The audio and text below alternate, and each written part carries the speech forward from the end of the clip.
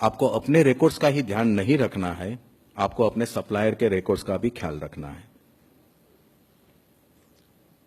अपनी हेल्थ का ही ख्याल नहीं रखना है, आपको अपने सप्लायर की सेहत का भी ख्याल रखना है कि वो ठीक है ना, बीमार नहीं है ना।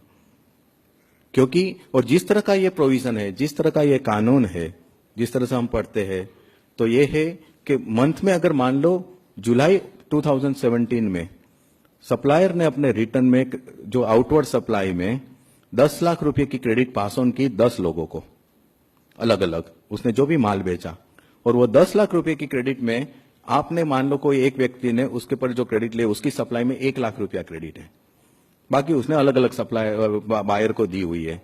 अगर वो 10 लाख में से 9,90,000, 99,099 भी भरे, 1,000 रुपया या 1 रुपया भी कम करे, तो भी चारों जो 10 लाख की क्रेडिट वाले सब किसी को भी क्रेडिट नहीं मिलेगी। उसमें कोई फीफो मेथड नहीं है कि उसकी इनवॉइस से पहले मेरा इनवॉइस है।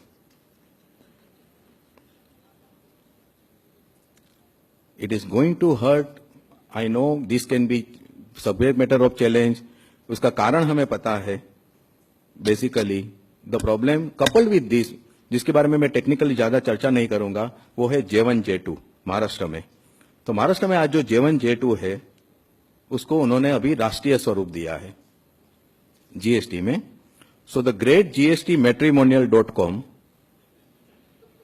उसमें इनवॉइस के मैचिंग होंगे, उसकी जो कुंडली हम जे दोकड़ा मेळवीए ने आपणे અને 32 से 32 दोकड़ा મળે, हाँ, तो then you are entitle for the credit, otherwise वहीं पे डाइवोर्स टोटली। तो ये मैचिंग की संकल्पना हमें खबर है, मालूम है, हम उसमें जाएंगे नहीं। ये है वर्ल्ड में कहीं पे भी इनवॉइस मैचिंग का कंसेप्ट जीएसटी में नहीं है, कोई भी कंट्री में। सिर्फ 1970s में साउथ कोरिया ने ट्राई की थी, थोड़े एक 10-15 साल पहले चाइना और ब्राजील ने ट्राई की थी। They also abandon the idea, but this are innovative bureaucratic mind of India. They are very confident. They say that our GST network 3.5 अरब 3.5 billion invoices per month handle कर सकते हैं। हो सकता है, it's commendable job, nowhere in the world such a massive scale infrastructure is being created. 3.5 billion invoices GST network handle कर सकती है, पर सामने जो टैक्स पेयर है वो 350 इनवॉइस भी साल का नहीं बना रहा है, उसकी कैपेसिटी है, उसके बारे में किसी ने सोचा नहीं है। सरकार रेडी है, बट जो टैक्स पेयर रेडी है, ट्रेड रेडी है, because everything is online and everything is real time under GST. दिन में जो सबसे ज्यादा वर्ड आप बोलते होंगे शायद वो है आरटीजीएस। आरटीजीएस हुआ कि नहीं, आरटीजीएस कर रहे हो कि नहीं, आरटीजीएस हो गया है, आरटीजीएस नहीं हो पाएगा। जीएसटी में it is RTIS, I call it is a real time invoice settlement. Everything is real time and everything is online. चाहे छोटा व्यापारी हो, चाहे मुकेश जी हो, चाहे टाटा हो, चाहे जिंदाल हो, आपका टर्नओवर अगर 50 लाख का भी है तो भी आपको यह करना है। आपका टर्नओवर अगर मान लो कि 500 करोड़ का है तो भी आपको वही करना है। And if you can not do, you are out. और ये इनवॉइस की जो बात है, मालूम है हमें, क्योंकि जीएसटी की लाइफलाइन, मैं रिपीटेडली कहता हूं, वो इनपुट टैक्स क्रेडिट है। वो input tax credit taxable person किसकी लेंगे? जो इनवॉइस में टैक्स दिखाया गया है उसकी लेंगे। वो टैक्स भी भरेंगे, उसी टैक्स की वो क्रेडिट भी ले रहे हैं। तो invoice is the basically the fundamental document under GST. और हम सब जानते हैं इस कंट्री में, इस देश में इनवॉइस सबसे लार्जेस्ट सेलिंग कमोडिटी है।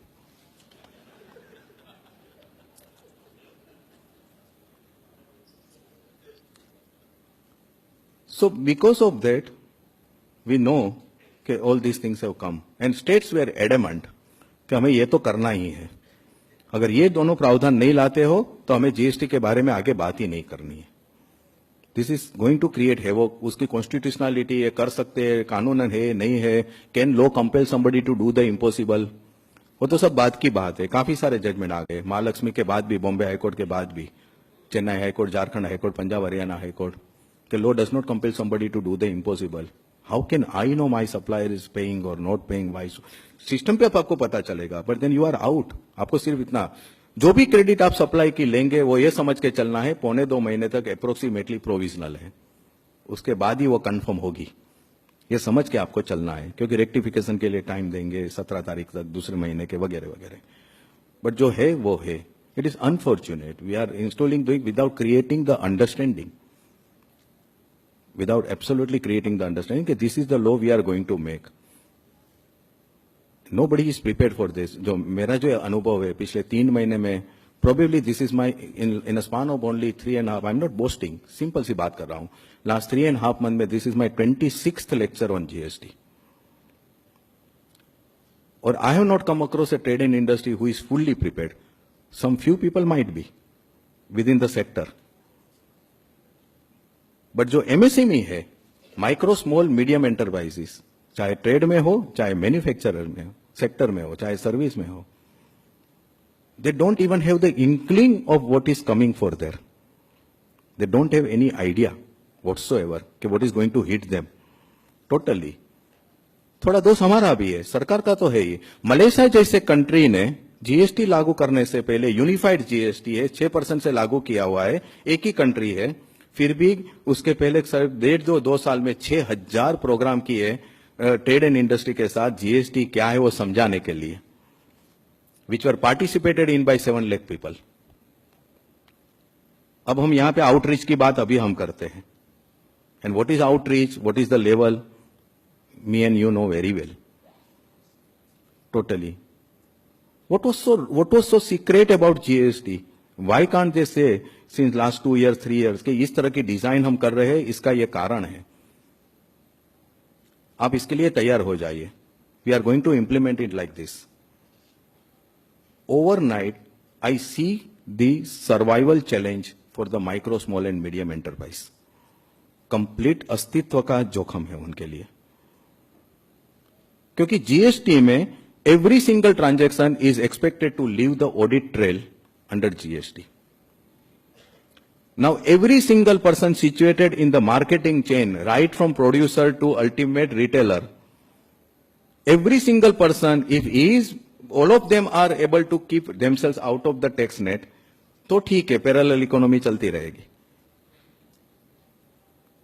Is it possible and for how long? उसमें से एक भी बीच वाली व्यक्ति उसका ट्रांजैक्शन रिकॉर्ड पे आ गया है तो प्रीफिक्स और अफिक्स सारे खुल जाएंगे. अब ये 3 फिलोसॉफी है इनकी पूरी इसकी सरकार की. इसमें they want to bring financial discipline in the country. 2, everybody should come under tax net, and to come under tax net everybody should come under credit net. और इनपुट टैक्स क्रेडिट नेट में अगर आपको आना है तो you must come under tax net. आप tax में आएंगे तो ही क्रेडिट मिलेगी. तीनों लोडेबल ऑब्जेक्टिव्स है. 10 મિનિટ છે પછી હું બધા ક્વેશ્ચન પણ લઈ લઈશ. तीनों एकदम आदरणीय प्रशंसनीय है, पर are we ready for this? Number 1 बात यह है फ्रेंड्स, कुछ भी हो, GST will not require you to change your mindset. It will require change in your DNA. काफी बड़ी चैलेंज है ये. परापूर्व से जिस तरह से धंधा करते आए हैं हम, वो बदलना ही होगा, सोच बदलना ही होगी, वो करनी ही पड़ेगी हमें कोई भी कारण से. वरना let me put it very bluntly, कर चोरी या टैक्स इवेजन ये सिर्फ जिन लोगों का कॉम्पिटिटिव एलिमेंट है बाजार में खड़े रहने के लिए, मैं कर चोरी या टैक्स इवेट करके ही बाजार में खड़ा रह सकता हूं, इस तरह से जो लोग खड़े हुए हैं वो लोग जीएसटी में ज्यादा वक्त तक नहीं टिक पाएंगे. वो एक दिए जैसी स्पष्ट बात है. We must understand the changing science of the horizon. इसलिए I started from change. You know, times are changing. Everything is changing. Whether we like it or don't like it, we have to attune ourselves with this changing world. जो हुआ है कानून बन चुका है. और बात यहां पे नहीं है, और 2-3 बात खाली। Reverse charge mechanism, reverse charge mechanism service tax में है आज, ताकि जैसे हम advocate, we are under reverse charge mechanism, I don't charge to my client pays the service tax. GT आपको पता है, goods transport agency, reverse charge mechanism, works contract service, reverse charge mechanism, sponsorship, reverse charge mechanism. ये सिर्फ सेवा के लिए है, माल के लिए नहीं है। जीएसटी में इसको गुड्स पे उन्होंने एक्सटेंड किया हुआ है। गुड्स नोटिफाई नहीं हुए, 13 सर्विसेज उन्होंने नोटिफाई की है, जो आज की है वही चालू रही है। जीटीए, इंपोर्ट वगैरह वही चालू हुई है। एडवोकेट्स वगैरह सब, वी एडवोकेट्स आर बेसिकली, हम तो सीधे इंद्र या विष्णु के संतान है ना, तो we are still under reverse charge, तो हमारे क्लाइंट ही भरेंगे। अब या तो फिर हमारे सारे नोटेड फाइनेंस मिनिस्टर सब नोटेड लॉयर्स है, और पॉलिटिक्स इज अनसर्टेन बिजनेस, तो कभी भी वापस जाना पड़े तो अपने आप को सेफगार्ड करना है, तो we are still under reverse charge. But reverse charge में 2 है। कोई भी व्यापारी आज अगर कुछ भी, कोई भी रिवर्स चार्ज, अगर उसमें जो सेवाएं है उसको ध्यान रखना है। आप अगर मुझसे अगर 2000 रुपये का भी अगर सेवा में आपको बिल बना हूं, उसके पर अगर 18% है, तो 360 रुपीज भरने के लिए आपको रजिस्ट्रेशन लेना है। आप चाहे भले 20 लाख के अंदर हो, और एक बार आपने रजिस्ट्रेशन ले लिया, राइट, देन उसके आगे जो होगा वो है एक नया उन्होंने अभी जो किया है, जो आज आप सबको वो टर्मिनोलॉजी पता है, URD purchase, unregistered purchase, unregistered dealer purchase, ये उन्होंने किया है। कोई भी रजिस्टर्ड व्यक्ति अन्य अनरजिस्टर्ड व्यक्ति से कोई भी कर पात्र माल या सेवा की खरीदी अगर कर रहा है, तो उसके पर जो जीएसटी रेट लागू होता है, वो रेट से रजिस्टर्ड व्यक्ति को रिवर्स चार्ज में टैक्स भरना है।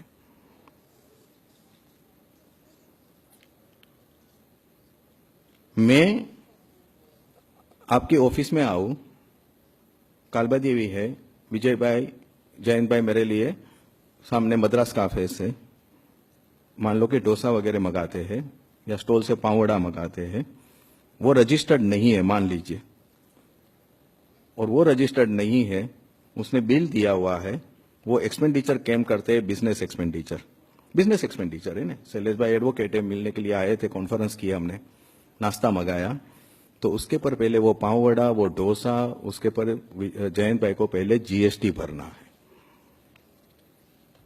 आप अपने ऑफिस को भेजते हो कि सामने बॉल पॉइंट पेन लेके आ जाओ सामने वाले स्टेशनरी मार्ट से, उसने वो बिल लिख के दे दिया, आप तो एकदम भली बात आप कर देते हो कि ये तो टैक्स स्टेशनरी है, टैक्स एक्सपेंडिचर है, तो वो बॉल पॉइंट पेन पे आपको पहले जीएसटी भरना है, अगर आप रजिस्टर्ड है और वो अनरजिस्टर्ड है। इसकी इंपैक्ट आप समझ सकते हो।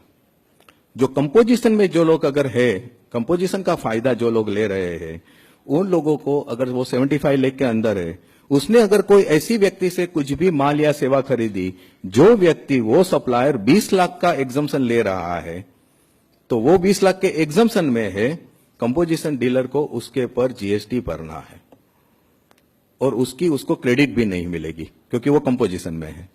तो वो खुद का 1% भर रहा है, मैन्युफैक्चरर अगर है तो वो अपना 2% भर रहा है, उसने जो एग्जम्प्टेड व्यक्ति से जो सप्लाई खरीदी है उसके पर उसको 12%, 5%, 18% या 28% भरना है। उसका एचएसएन कोड आपको मालूम होना चाहिए, उसका क्लासिफिकेशन आपको मालूम होना चाहिए, और उसकी क्रेडिट भी आपको नहीं मिलेगी। और रिवर्स चार्ज में जो भी टैक्स भरना है वो आपको कैश में भरना है, बाद में उसकी क्रेडिट कानून के अनुसार आपको मिलनी है, पहले कैश में भरना है, उसका रिकॉर्ड आपको अलग रखना है। आप जब रिवर्स चार्ज में जो भी टैक्स भरना है उसके लिए पहले आपको एक इनवॉइस बनाना होगा। इनवॉइस किसके नाम पे, उसकी कोई पता नहीं हमें, पावड़ा वाला के नाम पे। रिवर्स चार्ज आपके पर है, वो अनरजिस्टर्ड है, आप रजिस्टर्ड हो, it's a taxable supply, food and beverages. आप अगर उसको क्लेम करना चाहते हो, you have to issue invoice. आप जब रिवर्स चार्ज में पेमेंट करोगे तब आपको उसका पेमेंट वाउचर इश्यू करना है, उसका रिकॉर्ड अलग रखना है, रिटर्न में उसको अलग दिखाना है टोटली। इसकी इमीडिएट इंपैक्ट ये आएगी कि over a period of time no one would be willing to buy anything from unregistered person. और इसलिए मैंने आगे कह दिया आपको, जो अनरजिस्टर्ड है उसकी हालत अनाथ संतान जैसी है। Already big units are already doing this sanitation process कि ये वेंडर हमें नहीं चाहिए। जो वेंडर की जी क्रेडिबिलिटी कम है, जिसके बारे में डाउट है ये टैक्स भरेंगे या नहीं, टाइम पे भरेंगे या नहीं, जो अनरजिस्टर्ड है, क्योंकि उसका मैं क्यों कितना ख्याल रखूं, मैं अनरजिस्टर्ड लेके मैं टैक्स भरूं। कंपोजिशन वाले हैं तो कंपोजिशन वाले एग्जम्प्टेड से बाय करना पसंद ही नहीं करेंगे, खुद की 1% या 2% और उसका 12%, 18% और उसकी क्रेडिट भी नहीं। इसका परिणाम यह आ सकता है कि इनडायरेक्टली दे आर फोर्सिंग कि nobody should avail composition, nobody should avail exemption. और या फिर ये लोगों का जो व्यवहार होगा बिजनेस का, वो खाली इन लोगों के बीच में ही मर्यादित हो जाएगा। They will be doing business among themselves only. एक छोटी सी दुनिया। I see complete polarization in trade and industry with GST. एक अलग वर्ग, एक अलग वर्ग, which is not a very very healthy situation. Informal sector है, कई सालों से काफी कुछ गलत हुआ होगा, इसके चर्चा हम नहीं करते कारण की, बट इनफॉर्मल सेक्टर जो जॉब क्रिएशन